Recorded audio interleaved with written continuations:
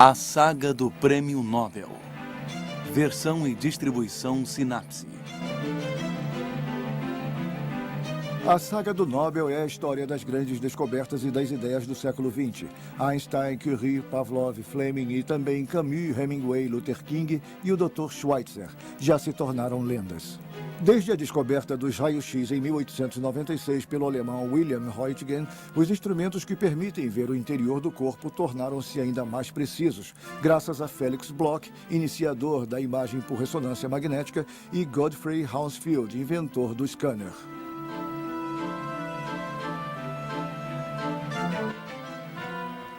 Os instrumentos da medicina. O interior do corpo humano é uma das regiões onde a ciência mais demorou a se aventurar. No entanto, a partir de 1230, uma lei promulgada pelo imperador Frederico II obriga os estudantes de medicina a praticar a anatomia, limitando-se à dissecação de corpos humanos. Lei a qual o papado responde excomungando o imperador profanador de cadáveres. É preciso esperar até a Renascença para que os estudantes de medicina possam assistir sem medo às aulas de dissecação e para que artistas como Leonardo da Vinci e médicos como Vesali procedam ao recenseamento sistemático da máquina humana. Até o fim do século XIX, a imagem médica é aperfeiçoada na descrição minuciosa dos corpos e das patologias. Mas não é uma contradição querer tratar seres vivos com base em observações feitas em cadáveres? A não ser que... Sim, a não ser que se pudesse esfolar o paciente vivo, camada por camada. Eu não havia falado do meu trabalho com ninguém. Eu dizia para minha mulher que eu estava fazendo uma coisa que as pessoas, quando soubessem, diriam que Röntgen enlouqueceu. No dia 1º de janeiro de 1896, enviei trechos de artigos meus e o diabo foi solto. 27 de março de 1845, 16 horas. Friedrich Röntgen, comerciante de tecidos da cidade de Lennep, perto de Colônia, e sua esposa Charlotte Constance estão recebendo neste mundo seu filho William, futuro primeiro prêmio Nobel de Física da história. A criança que parece ter a mente sadia tampouco parece estar possuída pelo demônio, nem mesmo pelo do saber. Seus pais sabem da sua expulsão definitiva e sem diploma aos 17 anos da Escola Técnica de Utrecht, na Holanda, para onde a família havia emigrado. William, na verdade, é um aluno que promete, e a expulsão só deveria aumentar o seu mérito. Na verdade, ele não quis denunciar um colega, autor da caricatura de um professor impopular. Felizmente, há em Zurique uma escola politécnica que aceita alunos por concurso. Ele é admitido nessa escola em 1865. É também em Zurique que ele encontra sua futura esposa, Anna Bertha Ludwig. Ela é filha de um liberal alemão exilado, dono do bar Zum Grünen Glas, onde se reúnem os estudantes.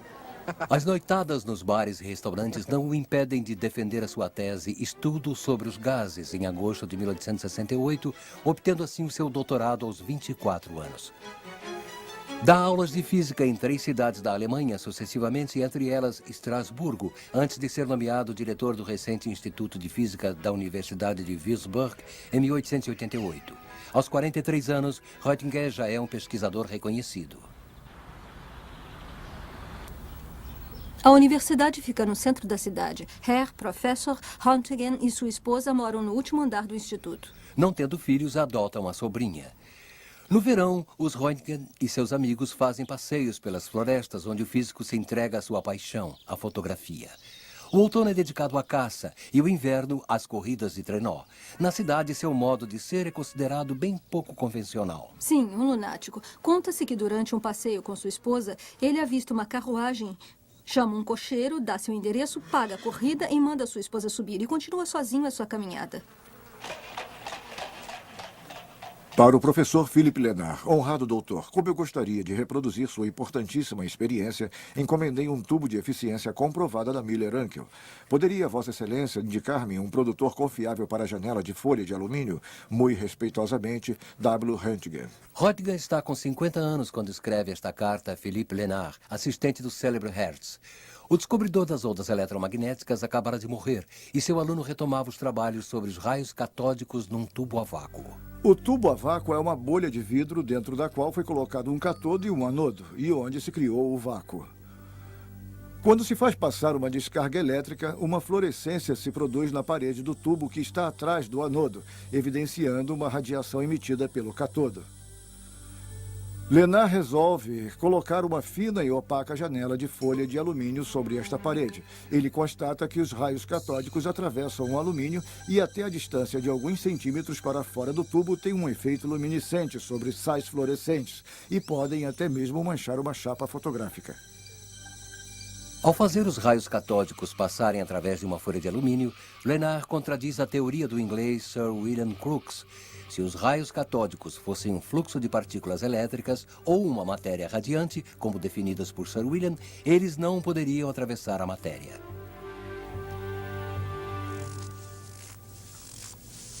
Mas, ao afirmar que se trata de um fenômeno luminoso, Lenard aproxima-se da verdadeira natureza desses misteriosos raios, passando bem perto sem saber da celebridade universal. Para o professor W.C. Roentgen. Muito honrado, professor. No momento não disponho de um bom fabricante, por isso envio 2 folhas do meu estoque. Elas têm 0,005 milímetros de espessura. Respeitosamente, Philippe Lenard. Sexta-feira, 8 de novembro de 1895, final da tarde. Roentgen acaba de refazer a experiência de Lenard. Muda alguns parâmetros a fim de conhecer melhor a natureza dos raios catódicos. Para isso, Roentgen decide utilizar um tubo a vácuo com a parede de vidro bem espessa, porém transparente. Aumentando a descarga elétrica, ele quer verificar se os raios catódicos poderiam sensibilizar uma tela revestida de partículas fluorescentes. Roentgen confecciona uma capa de cartolina preta a fim de evitar que a própria luminescência do tubo influa na experiência. Para testar a opacidade de sua instalação, ele escurece o ambiente e envia uma descarga de alta tensão dentro do tubo. Ele constata com satisfação a opacidade da cartolina. Mas seu olhar é atraído por um reflexo esverdeado a mais de 1 metro do tubo a vácuo. Incrédulo, ele interrompe a descarga, depois torna a enviá-la. Ele constata que o fenômeno de fluorescência se repete no mesmo local. Acende um fósforo e se dá conta de que a estranha luz provém da tela que está sobre um banco. Alguma coisa que emana do tubo age sobre a tela, a uma distância bem maior do que podem os raios catódicos observados por Lenard, e, além do mais, atravessando uma cartolina preta. William se dá conta de que é testemunha de um fenômeno físico jamais observado até aquele momento. Desejando testar o grau de transparência de outros materiais, além da cartolina, ele agora tira a capa do tubo e coloca a tela ao alcance mais direto da irradiação. Quando acaba de enviar uma nova descarga, ele passa sem querer a mão entre o tubo a vácuo e a tela fluorescente para apanhar um livro. O que acontece é impressionante. Durante 7 semanas, o cientista fica trancado em seu local de trabalho, onde faz as refeições e acaba dormindo. Não ousa ainda falar com ninguém sobre sua descoberta, nem mesmo com sua mulher. Ele testa, verifica, testa de novo, sem parar. Roentgen descobre que os raios imprimem marcas nas placas fotográficas. Assim, ele pode apresentar provas tangíveis das suas observações. Ele começa a medir a translucidez de diversos objetos fotografando a sua sombra, como a deste estojo de madeira que contém um jogo de pesos de medidas, ou a de uma bússola, com ponteiros metálicos. Roentgen acredita que estes raios, que ele batiza com a letra X, o desconhecido, a incógnita na matemática, nada tem a ver com os de Lenard, devido ao seu longo alcance. Será preciso esperar 11 anos até que isto se confirme. É Einstein quem irá explicar a verdadeira natureza de ondas eletromagnéticas muito curtas pelo efeito fotoelétrico. Assim, os raios-x se devem à liberação de grãos de energia, os fótons. No dia seguinte ao Natal, o cientista convida sua esposa a entrar em seu laboratório. 1 hora depois, Anna Bertha Roentgen contempla boquiaberta a fotografia dos ossos de sua mão, com uma sombra mais opaca sobre um dos dedos, seu anel. Em 28 de dezembro de 1895, Roentgen envia para a Sociedade de Física um manuscrito com o título sobre um novo tipo de raios. No dia 5 de janeiro é publicado um artigo na primeira página do jornal vienense Die Presse. Em uma semana, a notícia já percorreu o mundo inteiro. No dia 13 de janeiro, Roentgen é convidado pelo imperador Guilherme II para apresentar sua experiência em Berlim. De volta a Würzburg, no dia 23, ele dá uma conferência para um auditório muito empolgado. Ele não deixa de mencionar seus antecessores, entre os quais Lenard, pois, sem seus trabalhos, não teria descoberto os raios-x. O anatomista Köllinger, cuja mão é radiografada por Röntgen, é aplaudido ao propor que se dê o nome de Röntgen aos raios-x. Em Würzburg, os Röntgen recebem quilos de correspondência, cartas de felicitações, pedidos de informações sobre o material utilizado, além de propostas mais prosaicas.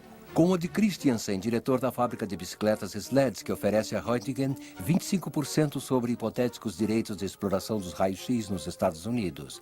O negociante conclui dizendo: Sua invenção é preciosa demais para a ciência, para não ser explorada, e perigosa demais para ser deixada nas mãos de qualquer um. Insensível às propostas comerciais, Röntgen não quer nem registrar a patente. Ele compartilha com alguns dos maiores cientistas da Europa uma nobre convicção. Para ele, as descobertas pertencem acima de tudo à humanidade e não ao seu iniciador. A medicina utiliza este novo sistema revolucionário que permite desvendar, fotografar e até filmar as fraturas ósseas e as lesões pulmonares, até então invisíveis nos seres humanos, e acompanhar a evolução durante o tratamento. Estágios de formação são organizados pelos pioneiros da radiologia médica. Os meios científicos não são os únicos a se interessar pelos raios-x. A polícia e a alfândega podem finalmente desvendar os mistérios do crime graças ao tubo a vácuo. Ladrões e traficantes que se cuidem. Em Paris, as lojas de Fayl divertem a clientela com a demonstração conjunta do cinematógrafo Lumière e dos raios de Röntgen. Nas grandes avenidas, várias barracas oferecem atrações de neo-ocultismo, onde se brinca de assustar os passantes com produtos fosforescentes. Os humoristas perguntam se a alma e seus segredos, às vezes pouco louváveis, não seriam permeáveis ao intrigante poder de investigação dos raios-x. Mas a descoberta provoca uma tempestade de inveja. Vários físicos se sentem frustrados por uma descoberta que muda a visão do mundo tanto quanto o fizera 3 séculos antes a luneta astronômica de Galileu. Alguns até se gabam de haver produzido os raios-x durante suas experiências muito antes de Röntgen. Bastante contestável em alguns casos, com exceção desta foto, tirada 6 anos antes da descoberta de Röntgen num laboratório da Pensilvânia. Após uma descarga num tubo de Crookes, a silhueta de 2 moedas ficará impressa numa placa fotográfica que se encontrava por perto. Só que ninguém teve a intuição de Röntgen e a placa foi relegada a objeto de curiosidade. No ano de 1901, os executores testamenteiros de Alfred Nobel pedem a físicos do mundo inteiro que forneçam uma lista de seus colegas passíveis de receberem o prêmio. Dos 29 físicos indicados para o Nobel, o nome de Röntgen aparece 12 vezes e o de Lenard uma única vez. Aos olhos da comissão consultiva, os trabalhos dos 2 homens são complementares, justificando uma possível divisão do prêmio. Este parecer não foi levado em conta pela academia. Apesar de seus enjoos no mar, Röntgen vai a Estocolmo no dia 10 de dezembro de 1901 e recebe o primeiro prêmio Nobel de Física da história das mãos do príncipe da Suécia. Na volta, ele doa as 50.000 coroas para a Universidade de Würzburg. É aí que Lenard se enfurece, grita que foi traído. Röntgen só teve que apertar um botão, fui eu que fiz todo o trabalho. Nem o prêmio Nobel que ele recebe em seu próprio nome em 1905 consegue dissipar a sua mágoa. Ignorando as calúnias, Röntgen passa o resto de sua vida em Munique, onde dirige o Instituto de Física. A derrota da Alemanha em 1918 deixa-o profundamente chocado e a inflação leva-o à ruína. Viúvo e aposentado, continua até o fim da vida indo ao Instituto, onde mantém um pequeno laboratório. Sua luz se apaga aos 78 anos no dia 10 de fevereiro de 1923. 10 anos depois, Hitler assume o poder. Lenard, que se notabilizou desde os anos 20 por um forte antissemitismo, tornou-se um dos representantes mais visados da hierarquia científica nazista. Sua história da física alemã, em 4 volumes, com forte apelo ariano, em momento algum menciona o nome de Einstein, nem o de Röntgen. Em 1946, um ano antes de morrer, Lenard responde irritado à pergunta do radiologista americano Ether. Röntgen era judeu? Não, mas era amigo dos judeus e agia como um deles. Em 1996, no centenário de sua experiência, William Röntgen é universalmente celebrado como o único e verdadeiro descobridor dos raios-x.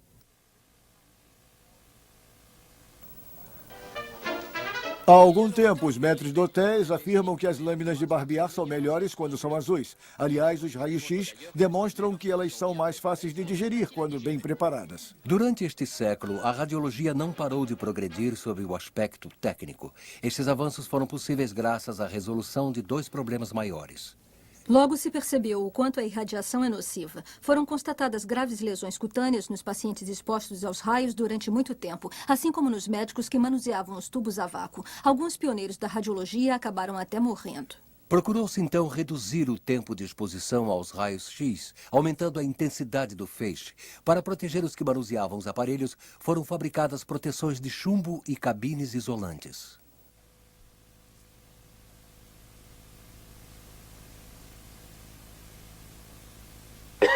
Como as fotografias realizadas por raio-x não conseguem dar conta do volume de um objeto em 3 dimensões, torna-se difícil, às vezes, discernir o elemento que se quer examinar dos outros que o cercam.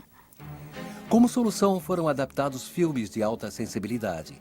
Também foram utilizados produtos de contraste que, ingeridos pelo paciente, têm a propriedade de se fixar sobre certos tecidos, permitindo que fiquem mais em evidência com relação a outros de densidade equivalente. Estes produtos resolvem, em parte, a questão do contraste do objeto a ser analisado. Ainda resta o problema da falta de nitidez devido à presença de outros tecidos na frente e atrás da zona pesquisada. Em 1921, um médico francês, André Bocage, propõe deslocar num movimento inverso e acoplado o tubo emissor de raio-x e a placa receptora, em relação a um eixo que é a parte do corpo que se deseja analisar. Visualiza-se, então, na placa fotográfica, o ângulo ou o corte desejado, com um evidente ganho de nitidez, enquanto a parte anterior e posterior ao objeto fotografado fica embaçada durante o movimento. É o princípio da tomografia. 1968 é um ano excelente para a gravadora e produtora britânica EMI. Ela acaba de lançar simultaneamente 2 produtos revolucionários de seus estúdios de gravação, o mítico álbum duplo dos Beatles, e de seus laboratórios de Hayes, o protótipo do scanner de raio-x. Eu fui procurar cérebros de boi nos abatedouros, mas eles estavam sempre danificados pelos métodos de abate. Resolvi, então, atravessar Londres para encontrar um local onde o animal fosse sangrado para ser abatido.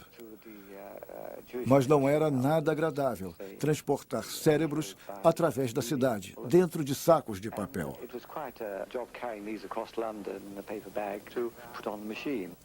O engenheiro Godfrey Hounsfield realizou, após 9 horas de coleta de dados informáticos e 1 hora de reconstrução por computador, esta imagem em corte de um cérebro.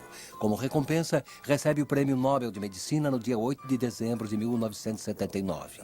Um neurologista, Dr. Ambrose, expõe a Hounsfield o problema da proximidade muito grande de densidade entre os diversos tecidos do cérebro, que acaba impedindo que os radiologistas localizem com precisão as lesões tumorais. Esta questão entusiasma Hounsfield, pois vem exatamente ao encontro de sua área de pesquisa, a criação de imagens eletrônicas planas a partir dos dados de volume de um objeto fotografado sob vários ângulos. Entre o branco e o preto, o olho humano só é capaz de distinguir cerca de 20 densidades de cinza. O ideal seria inventar olhos capazes de armazenar, processar e restituir um número muito maior de informações em densidade do que é capaz o olho humano. É exatamente a isto que se dedica a Hounsfield. Ele manda fabricar detetores capazes de medir essas diferenças de densidade, não mais de 0 a 20, o que os olhos captam, mas de menos 1000, o ar, passando por 0, a água, a mais 1000, os ossos. O scanner de Hounsfield retoma o princípio mecânico de apreensão das imagens da tomografia por raio-x, com a diferença de que ele multiplica por milhares as medidas durante o movimento de rotação do conjunto tubo emissor de raio-x e detetor de densidade. A seguir, basta coletar via informática os múltiplos dados de volume do corte anatômico, os voxels, que se pode traduzir em dados bidimensionais, os pixels. Para obter uma imagem na qual se possam discernir as diversas densidades dos tecidos, selecionam-se em relação à escala de densidade compreendida entre menos 1000 e mais 1000, cerca de 20 valores de cinza, a fim de se obter uma imagem legível a olho nu. No final de agosto de 1971, um scanner de uso médico é instalado no hospital de Wimbledon. Mas só 6 meses depois, a direção do hospital vai aceitar que o Dr. Ambrose utilize a máquina para o primeiro exame do crânio de uma paciente, no qual se descobre com sucesso a presença de uma lesão. Hoje em dia, o princípio permanece o mesmo, mas as máquinas foram aperfeiçoadas. O tempo de cálculo diminuiu, os captadores se multiplicaram e permitem uma melhor qualidade da imagem. Hoje se pode escanear todo o corpo humano e produzir imagens digitais em 3 dimensões. Mas a captação de imagens médicas continua evoluindo. Em 1952, Felix Bloch divide o Prêmio Nobel de Física com Edward Purcell pela descoberta da ressonância magnética. Eles deram origem a uma nova técnica de investigação, a captação de imagens por ressonância magnética. Como a ressonância magnética não utiliza os raios-x, deixa de existir o perigo. Em 1930, Felix Bloch é um jovem físico suíço de 25 anos. Na Universidade de Leipzig, ele convive com os maiores nomes da mecânica quântica, como Werner Heisenberg. Quando passam a vigorar as leis raciais que proíbem o ensino nas universidades aos judeus, Bloch, embora judeu, não é hostilizado por ser de nacionalidade suíça. Sobre os nazistas, ele diz: "Eu os desprezava desde o início e resolvi pedir a minha demissão." Bloch volta para Zurique e vai trabalhar algum tempo em Roma com Fermi. No início de 1934, recebe uma proposta de emprego da Universidade de Stanford, na Califórnia.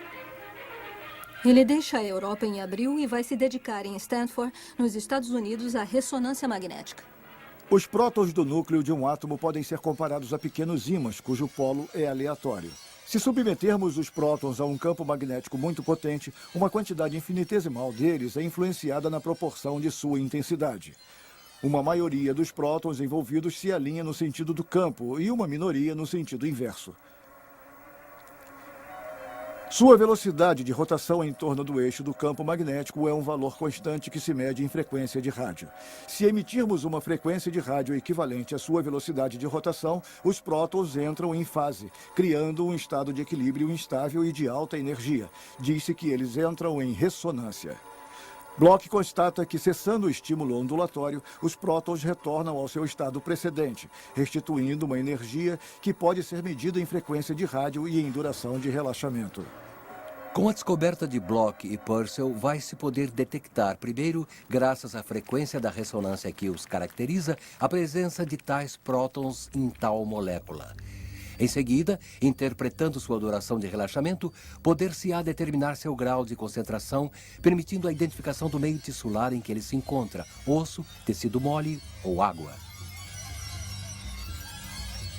A captação de imagens por ressonância magnética tem como referência um dos elementos mais abundantes do organismo, o hidrogênio.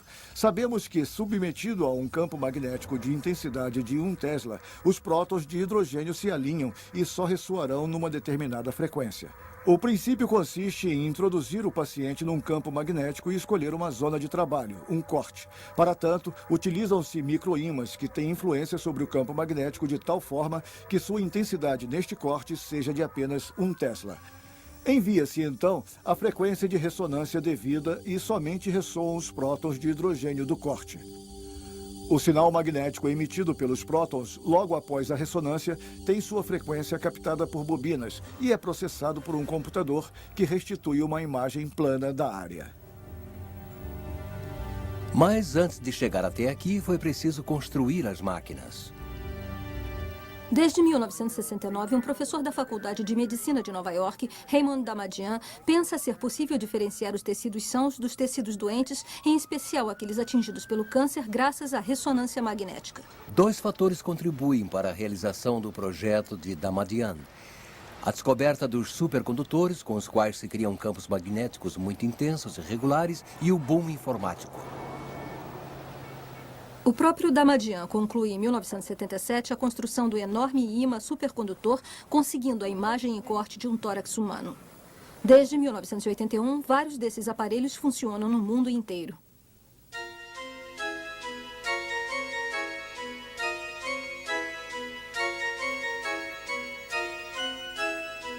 Em um século, a captação de imagens médicas, que permite estudar ao vivo a anatomia dos órgãos e a evolução das patologias, tornou-se uma ferramenta indispensável à medicina. A radiografia, o scanner, a ressonância magnética e também a ecografia e a cintilografia permitem-nos explorar a parte, por menor que seja, do corpo com uma precisão cada vez maior. Graças às diferentes técnicas de investigação, não é mais preciso abrir um corpo humano para fazer um diagnóstico.